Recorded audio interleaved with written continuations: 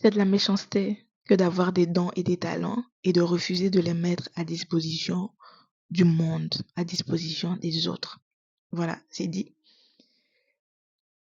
Bonjour et bienvenue sur ma chaîne YouTube. J'espère que vous allez très bien. Alors aujourd'hui, on se retrouve pour une nouvelle vidéo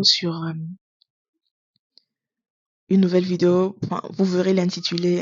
Pour l'instant, j'ai pas encore trouvé d'intitulé, mais je veux qu'on aborde la question de l'égoïsme.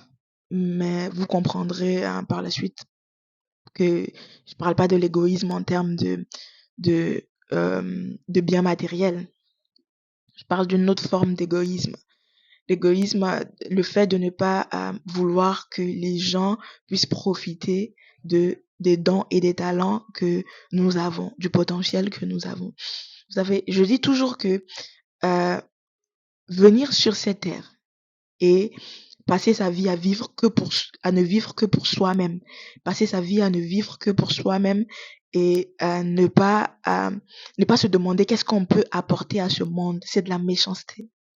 C'est de la méchanceté, c'est de l'enfantillage C'est de la méchanceté, pourquoi? Parce que Dieu a tellement investi en nous. Dieu a tellement investi en nous. Dieu a investi en nous. Vous n'avez aucune idée de ce que vous êtes capable, vous, en tant qu'être humain, de ce que vous êtes capable de faire si vous prenez la décision d'investir en vous. Vous n'avez aucune idée des capacités que vous avez. Vous n'avez aucune idée de ce que vous êtes réellement capable de faire, des dons, des talents. On est pétri de talents, on est pétri de talents, pétri de talents.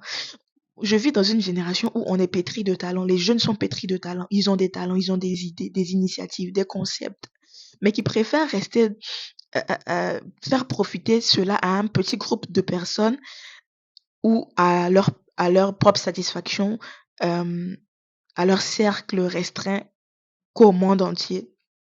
C'est de la méchanceté parce que vous privez les gens de ce que vous êtes capable de faire.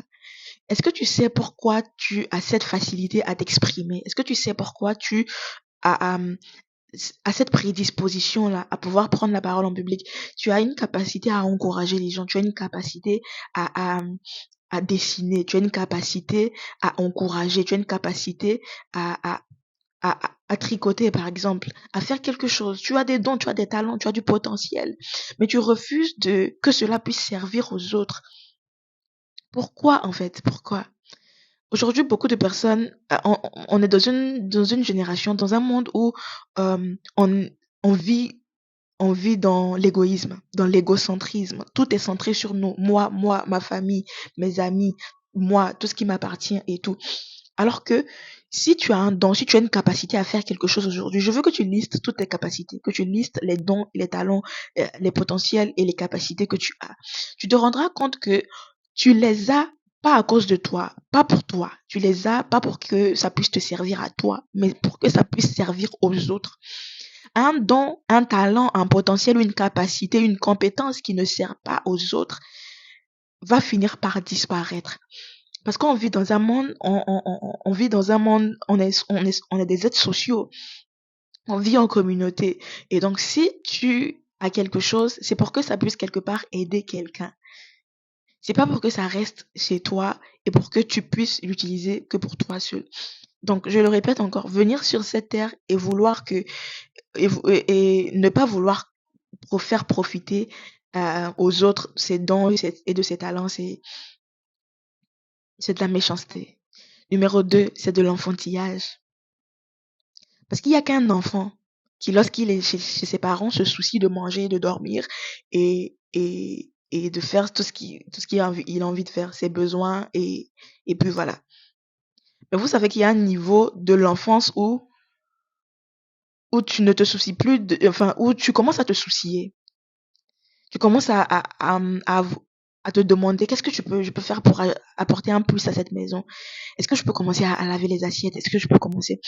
Il y a un niveau de l'enfant où les parents ne vont rien exiger de toi parce que tu es un enfant, parce que tu n'es pas encore arrivé, parce qu'il y a certaines choses que tu ne comprends pas. Mais il y a un niveau où quand tu commences à avoir 10 ans, à avoir 12 ans, les parents, inconsciemment, que ce soit consciemment ou inconsciemment, commencent à avoir une attente envers toi. Ils attendent à ce que tu puisses plier tes habits, ils attendent à ce que tu puisses laver tes habits, ils attendent à ce que tu puisses ranger ta chambre, ils attendent à ce que tu puisses au moins laver l'assiette dans laquelle tu manges. Et donc, c'est une forme de volonté des parents de voir leur enfant euh, euh, se poser ces questions. Tu te demandes qu'est-ce que je peux apporter, qu'est-ce que je peux apporter à cette maison. Et donc, venir sur cette terre et ne pas se poser ce genre de questions, c'est passer à côté de beaucoup de choses. Demande-toi, en quoi est-ce que je peux être utile à cette terre? En quoi est-ce que je peux être utile à ce continent? En quoi est-ce que je peux être utile? Quelle est la pierre que je peux apporter à cet édifice pour qu'ensemble on la construise? Quelle est ma valeur ajoutée? Quel est ce que je peux faire? Quel rôle je peux jouer? Quel problème des gens je peux résoudre afin d'être utile? C'est très important. C'est très important.